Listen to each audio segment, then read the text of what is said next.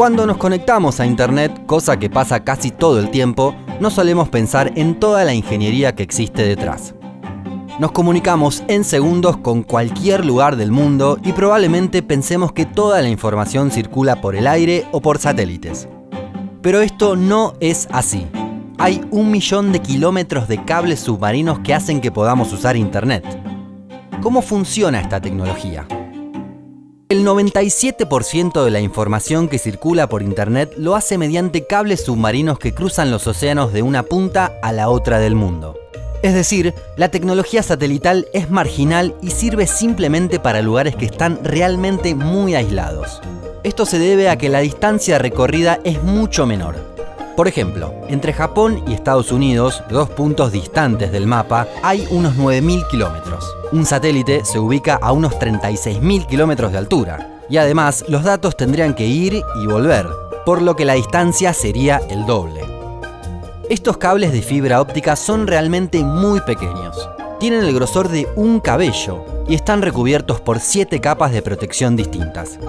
Cuanto más cerca de la orilla están, más gruesos son, debido a que los peligros son mayores. En alta mar y bajo una gran profundidad, los riesgos de alguna falla se reducen.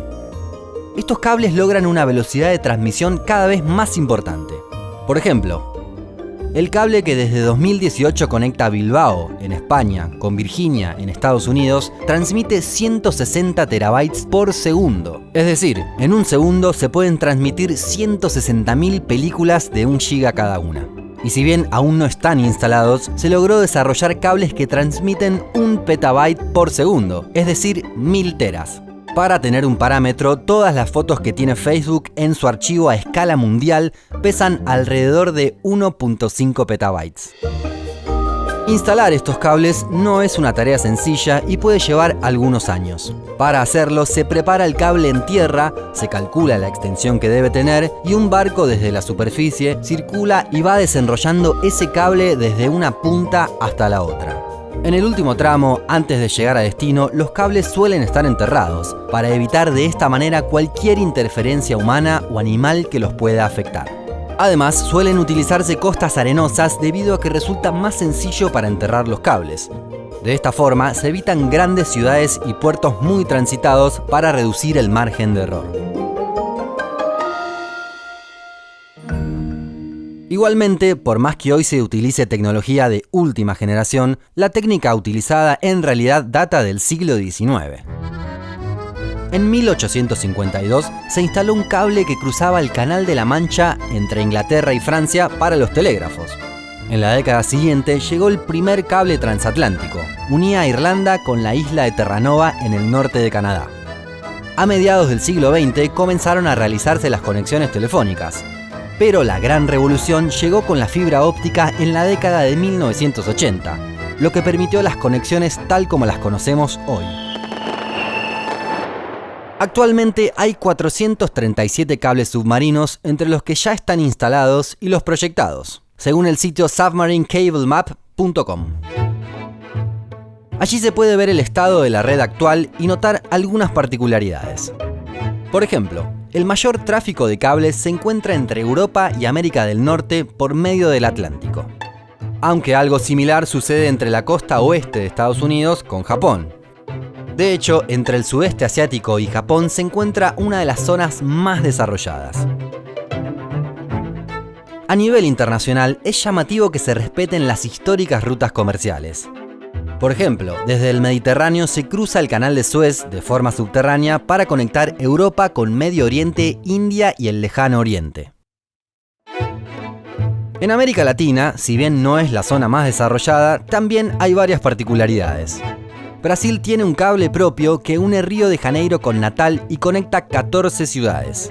Además, inauguró un cable que lo conecta directamente con Angola para que las comunicaciones entre Sudamérica y África no tengan que pasar por Europa. También está proyectado un cable que una a Sudáfrica con Brasil en 2021, pasando por las islas de Tristán de Acuña y Ascensión, que actualmente están desconectadas. Chile, por su parte, tiene proyectado un cable para mejorar la conectividad de toda la Patagonia chilena, que unirá Puerto Montt con Puerto Williams. Sería el cable más austral del mundo, ya que a la Antártida no llega ninguno. Actualmente el cable más meridional es uno muy pequeño que conecta la isla de Tierra del Fuego con Santa Cruz en la parte continental de Argentina y funciona desde 2012. Todo el resto de la red argentina llega a una pequeña localidad costera llamada Las Toninas. Se eligió ese lugar porque es en donde comienzan las costas arenosas y es menos transitado que Buenos Aires, cerca del puerto. Si nos vamos al otro extremo del mapa, una de las conexiones más llamativas es la que va desde el norte de Noruega hasta el archipiélago de Svalbard. Es que la conexión tiene más de 1.300 kilómetros y en el archipiélago solo viven 2.500 personas. Igualmente, hay varios lugares a los que aún no llegan los cables. Por ejemplo, la isla de Pascua, las Islas Galápagos y las Malvinas. Por más que los cables sean bastante estables y los problemas que se reportan son infrecuentes, no todo es color de rosas. Hay terremotos que han causado grandes inconvenientes. Por ejemplo, en 2006 uno rompió 8 cables en Taiwán y afectó las comunicaciones en China. Para solucionarlo, 11 barcos trabajaron en la reparación durante 49 días. En 2011, Armenia se quedó sin conexión porque una persona cortó con una pala el cable que llegaba desde Georgia. Estaba buscando cobre, pero se encontró con fibra óptica. En 2018, Mauritania estuvo 2 días sin internet por un cable que se rompió cerca de la costa de su capital. También se quedaron sin internet Sierra Leona, Liberia, Guinea-Bissau, Guinea y Gambia, aunque el corte les duró menos. En enero de 2019, una tormenta magnética y un rayo dejaron a Tonga sin internet. Este país recibe el cable desde Fiji y de un día para el otro quedó desconectado del mundo, a merced de una red satelital muy básica. No se podía ni usar tarjeta de crédito y se especulaba que los arreglos podrían llevar 3 semanas. ¿Sabías que internet depende de estos cables? ¿Qué harías si se corta el de tu país y te quedas 3 semanas sin conexión?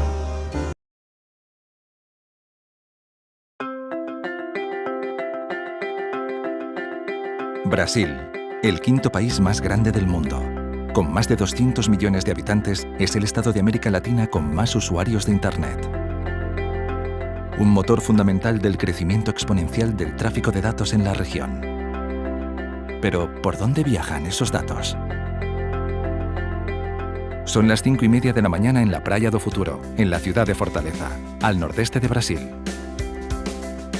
Un cable submarino de más de 11.000 kilómetros está a punto de amarrar en esta playa. Estamos aquí para asistir a la llegada de Brusa, en Fortaleza, Brasil. Brusa es un sistema de cable submarino que conectará Brasil con Estados Unidos. Va a permitir que todas las zonas de su recorrido tengan las condiciones necesarias para comunicarse durante los próximos 25 años a alta velocidad, con una enorme capacidad y que todo esté compartido, todo esté conectado, todas las personas puedan comunicarse en esta nueva era digital. Brusa unirá Río de Janeiro y Fortaleza en Brasil con San Juan de Puerto Rico y Virginia Beach en Estados Unidos. Una ruta alternativa de alta capacidad para conectar con una de las mayores concentraciones de data centers del mundo, el estado de Virginia, incluyendo Ashburn, y facilitar la prestación de servicios de banda ancha ultra rápida. ¿Qué tecnología hay detrás de esa capacidad? La tecnología de un cable submarino utiliza fibra óptica de última generación. En los cables más nuevos se utiliza fibra óptica de 4ª generación, con una longitud de onda algo superior, que nos permite transportar altas capacidades a alta velocidad. Los cables de fibra más nuevos cuentan con 8 fibras. Brusa, por ejemplo, dispone de 8 fibras en su diseño. A día de hoy, Brusa puede transportar hasta 138 terabits por segundo, pero en el futuro, con la evolución de la tecnología, podemos llegar a duplicar esa capacidad, lo cual es algo impresionante. Los cables submarinos son especiales. Pueden estar depositados en el fondo marino hasta 8.000 metros de profundidad, la altitud del Monte Everest. Pero en general en la costa atlántica, donde estamos depositando este cable, hay una profundidad de 2.500 a 6.000 metros. Muchos piensan que las dimensiones de un cable submarino son como las de un tubo de 100 milímetros. Un cable submarino tiene algo más de 1 centímetro, lo que es el cable submarino propiamente dicho. Pero en determinados terrenos, al llegar a la playa, al salir de la playa, ese cable tiene el doble de diámetro para mantener su protección frente a las personas, al ser humano, a la pesca de arrastre realizada muy próxima a la playa y a las anclas de los barcos fondeados próximos a la costa. El 99% de los datos internacionales se transmite hoy día a través de cables submarinos que cruzan los océanos. Solo un 1% de los datos utiliza otras vías de transmisión, fundamentalmente satélites. ¿Por qué? La mayor parte de los datos viaja por cables submarinos debido a la fiabilidad del cable submarino y porque es más rápido que cualquier otro medio de transmisión. Un cable submarino tendría la capacidad de 2 a 3.000 satélites, por lo que está realmente preparado para un elevado flujo de datos. El satélite es complementario a esa conectividad, llega más al interior o a puntos más remotos. El satélite se geoposiciona a 36.000 kilómetros de altura, por lo que posee una mayor latencia, tarda más para esa comunicación. Por otro lado, permite llegar hasta todos los lugares directamente, lo cual los cables submarinos no pueden hacer. Los modernos cables tienen una vida útil por encima de 20 años y son una de las vías más seguras para la transmisión de datos. ¿Quién garantiza su seguridad? Los cables submarinos son muy seguros porque, en comparación con las redes terrestres, sufren menos interacciones con el ser humano. Incluso con la actividad naval, existen mecanismos para monitorizar los cables submarinos y evitar los daños causados por la industria de la pesca y la industria naval. Los cables submarinos de Telxius están controlados por 2 centros de supervisión, uno de ellos ubicado en Perú y otro en España. Estos centros de control son responsables de la supervisión de la planta submarina, de los backbones IP y por tanto de todos los clientes de Telefónica. El papel de una central de amarre es trabajar conjuntamente con el NOC, Centro de Control de Redes, para la correcta supervisión de todos los equipos instalados en la central, dando todo el soporte a todos los clientes, proveedores, circuitos, trabajando en el backbone de Telefónica, realizando toda la supervisión conjuntamente con el NOC. Actualmente hay desplegados en el mundo 366 sistemas de cables submarinos, con un recorrido total de aproximadamente 1.100.000 kilómetros. Tanto como ir a la Luna, volver e ir una vez más. ¿A quién pertenece esta gran infraestructura submarina? Los cables submarinos pertenecen a grandes empresas de telecomunicaciones, a ciertas participaciones de empresas estatales o a ciertos gobiernos, y también hay asociaciones con grandes empresas, las over the top, como Microsoft, Facebook o Google. Brusa es un cable que pertenece totalmente a Telefónica, a Telxius, que es la empresa de infraestructuras del grupo Telefónica. Telxius posee 65.000 kilómetros de cableado submarino. Aparte de los principales cables que Telxius posee y opera, también tiene participación en otros consorcios de cables como Marea, que es un cable en consorcio con Microsoft y Facebook, que conecta Virginia con Europa. Gracias a la conectividad que tenemos con Estados Unidos y a continuación con el Marea, que va desde Virginia hasta Sopelana, en Bilbao, podemos conectar América Latina, América del Norte, Europa y el resto del mundo.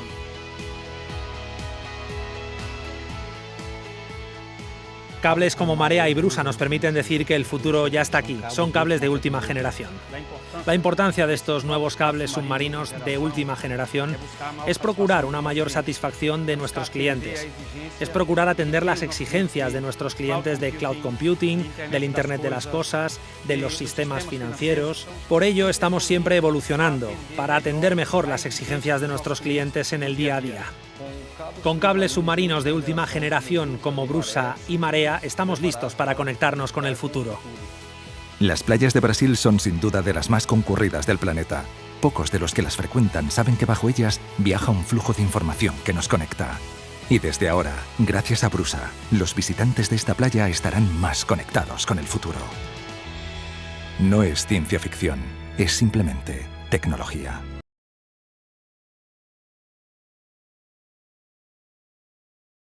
Nuestra casa está conectada, nuestro reloj está conectado e incluso nuestras gafas están conectadas. Todos sabemos que Internet circula por algún lugar de la casa a través de cables, pero ¿sabías que se instalan cables submarinos para transmitir sus datos a través de los océanos? Si pensabas que estabas recibiendo tu conexión a Internet a través de un satélite, debes saber que en realidad no es así. El 95% del Internet se realiza bajo el agua y el 5% por satélite. Repasemos cómo todo empezó. En 1838 se realizaron pruebas con cables oceánicos aislados con caucho. En aquella época ya se pensaba en tener cables debajo del mar. La principal razón aducida fue el conectar a países más o menos inaccesibles entre sí. Con el avance de la telegrafía, en 1851 se tendió el primer cable submarino comercial.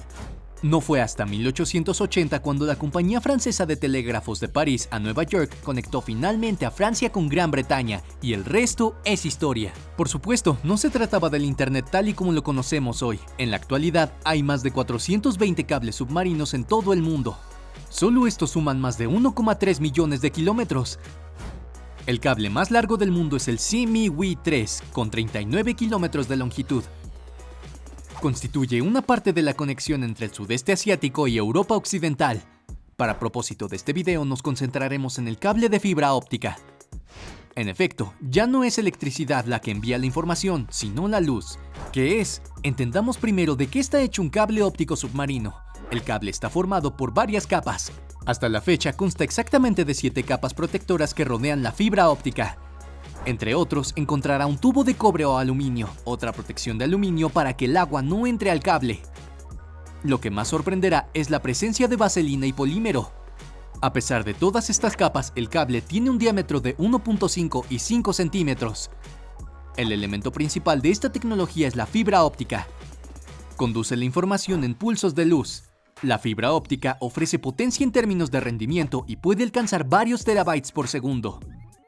Además, las fibras están equipadas con repetidores cada 80 kilómetros. La función principal de los repetidores es recibir una señal en la parte del cable amplificada y devolverla a la otra parte de la fibra. Esto se hace sin cambiar la información que se transmite. Cada par de fibras ópticas es estimulado por multiplexores. Esta tecnología permite transmitir una multitud de mensajes diferentes en la misma fibra al mismo tiempo. Luego lo envía a un demultiplexor. A continuación, el demultiplexor recupera la señal y la reinterpreta como elemento utilizable. Los cables submarinos más recientes pueden proporcionar varias decenas de millones de conexiones a la vez. Permiten un ancho de banda de más de 5 terabits por segundo. 5000 gigabits por segundo. Es todo un proceso para que estos cables aterricen en el océano. ¿Te has preguntado alguna vez a quién pertenecen estos cables submarinos? La mayoría son operados por empresas de telecomunicaciones.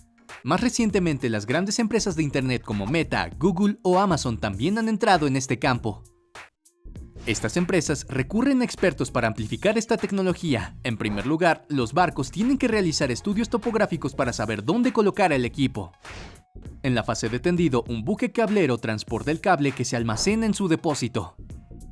Hay que desenrollarlo y luego enterrarlo bajo el nivel del mar, esperando que haya un buen tiempo. Obviamente, esto es algo que hay que hacer cuando el tiempo lo permite. También debe colocarse lo suficientemente bajo como para protegerlo de cualquier red de pesca o ancla de barco. En el punto más profundo de la fosa de Japón, los cables están sumergidos a una profundidad de 8000 metros. Esto es casi el equivalente en la Tierra a la altura del monte Everest. Incluso con todas las precauciones del mundo, un cable no siempre es seguro. Pueden ser víctimas también del movimiento de los barcos en las aguas en cuestión. Aunque los cables estén bien enterrados bajo la arena, los tiburones son atraídos por las ondas eléctricas. Por lo tanto, encontrarán la manera de atacar los cables sin ponerse en peligro. No se puede decir lo mismo de estos cables. Incluso en estas circunstancias, la conexión no debe ser interrumpida. Por eso, si un cable se rompe o se daña, hay que cambiar el tráfico a otro cable para evitar interrupciones o ralentizaciones.